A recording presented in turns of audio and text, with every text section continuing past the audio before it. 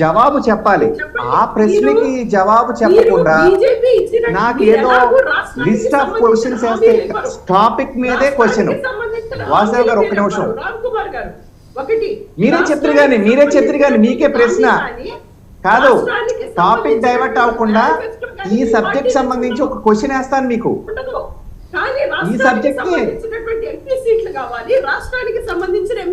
సరే సుజాత గారు ఒక్క నిమిషం. సుజాత గారు ఇప్పుడు మీరు లేఖ రాయడం తప్పు కాదు. మీరు మాజీ ముఖ్యమంత్రిగా ఆయన లేఖని తప్పు ఎవరు నాతో సహా ఎవరు తప్పబట్టరు.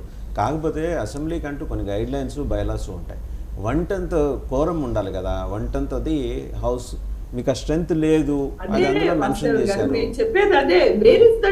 వాసుదేవ్ గారు ఒక్క సెకండ్, ఆవిడే చెప్పాలి. ఆవిడ నాకు ఏమండి, ఈవిడ రాజ్యాంగం గురించి మాట్లాడుతున్నారు. అసెంబ్లీ రూల్స్, రాజ్యాంగం అనేది ఎక్కడుందో చెప్పమానండి.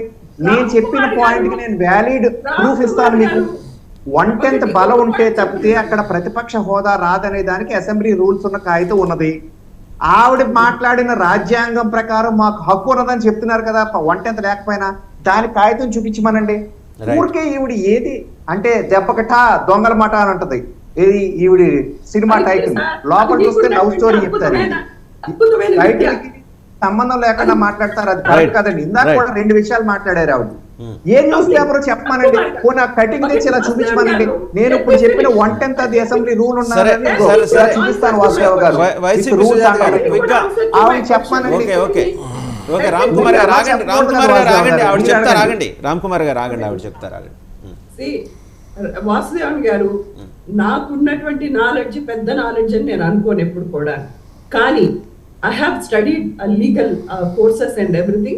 Article 208 ప్రకారం మీరు తీసుకొని లా ప్రకారం కాన్స్టిట్యూషనల్ రైట్స్ మీరు చదువుకోండి.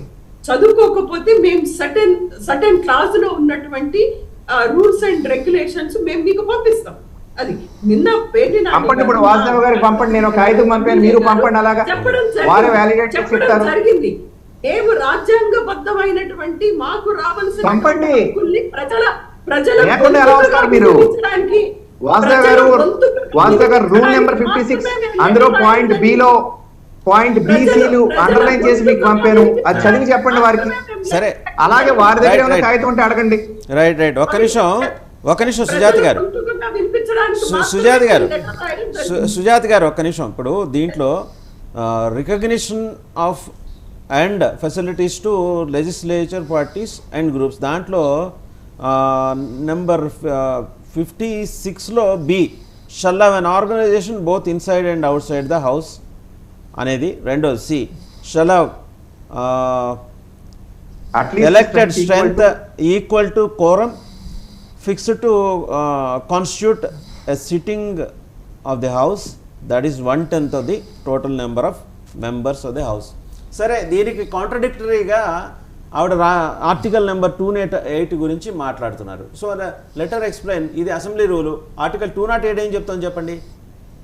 Sir, according to the article 208 assembly business regulations ప్రకారం మీరు తీసుకుంటే గనక 2 తీసుకోవాలి. రాజ్యాంగ పరమైనటువంటి ఆర్టికల్ ఒకటి తీసుకోవాలి, అలాగే అసెంబ్లీ బిజినెస్ కి సంబంధించినటువంటి గైడ్ లైన్స్ కూడా తీసుకొని మీరు చూస్తే ఎక్కడా కూడా 10% మీరు చెప్పినటువంటి క్లాజ్ 10% సీట్లు ఉండాలి అనేటువంటి క్లాజ్ ఎక్కడా లేదండి.